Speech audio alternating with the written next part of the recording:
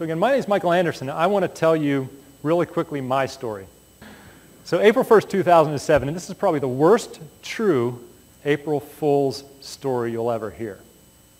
So I was running, actually at the time I owned 3 international software companies. This is a Wednesday at 10 a.m. and I was sitting at my desk, and I had a business partner at the time, and his name, we'll call him again, Frank.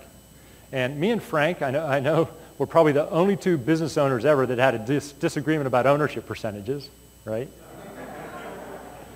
And Frank comes to my door, and he actually had a question for me. And it was a pretty random operational question, but there was some tension between us. And when he got to the door, he asked me the question, and I gave him an answer. It wasn't the answer he was expecting, so we get into a little back and forth. And I'm a pretty calm guy, so I'm sitting at my desk. But Frank, his anger started getting higher and higher, and the tone of his voice, the volume of his voice got louder and louder until he was shaking, and he was red, and he was yelling at me at the top of his lungs. And I said, Frank, you know, it's 10 a.m. on a Wednesday. Why don't you go back to your desk? If you're this angry, first of all, please don't yell at me in my own office. Second thing is, let's handle this when all the employees have left. So Frank takes one step to leave my office. Then he walks back in. He says, I'm going to wipe that smile off your face. He walks around my desk. He leans back with all his might, and he hits me. I get assaulted in my own office, 10 a.m. on a Wednesday, April 1st, 2007. Craziest thing ever happened to me. So he left my office. I shut the door, and it's not that he hurt me. I know, you know, I saw it coming, but it's just that this happened. My brain, it was like I was in shock because I couldn't even reconcile what happened right there. So I called a couple of my entrepreneur friends. I'm in a group called Entrepreneurs Organization, which really has helped. It's a peer-based organization. They said, look, you got to take steps to address this right away. So I filed a restraining order. I filed a lawsuit to dissolve the partnership. And right at that time, I was going through a divorce. So I have this divorce, and I have, all of a sudden, my work life starts to crumble as well. And that Monday, I had an armed security guard handing him a restraining order and his termination letter as he came into the office, 7 in the morning. And then, this was the hardest day of my life, because as each employee came up the steps, I had to sit him down, and I said, hey, you know, Frank, the guy you've been reporting to the last 2 years, well, I had to let him go because he hit me. And then I had to call each and every one of our customers, and I say, hey, you know, Frank, the guy you've been working with day after day, he's no longer here, and I can't tell you why. So that evening was a profound turning point, a profound evening in my life, because I was sitting at my place, and I was sitting on the couch. It was about 6 p.m. And I was rolling a joint. I had a Johnny Walker poured, and I was going to do some cocaine. Because at that time in my life, that's how I dealt with problems. And then I started to reflect on where my life was right then.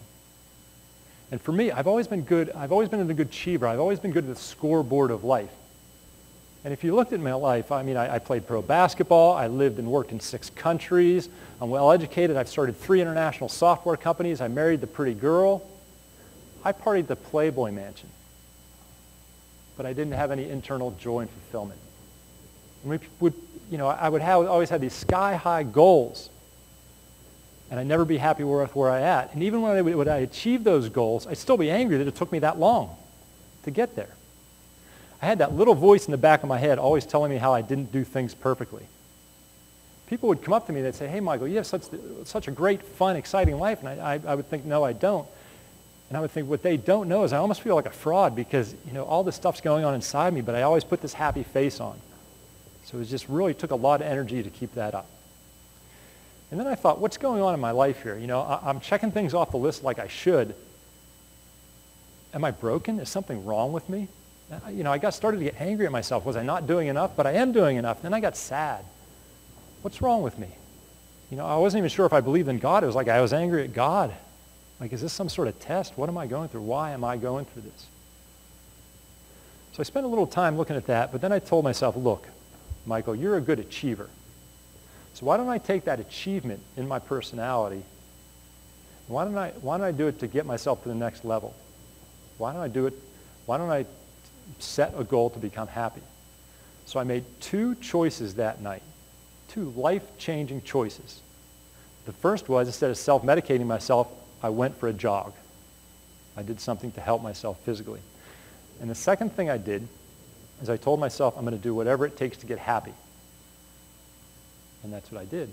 I searched and I found the best place on the planet, University of Santa Monica, what's called a spiritual psychology course.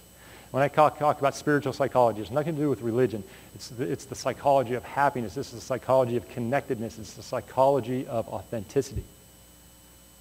And that's what they taught us. And I've spent the last bunch of years with the spiritual psychology, positive psychology by Martin Seligman, and I've immersed myself in this.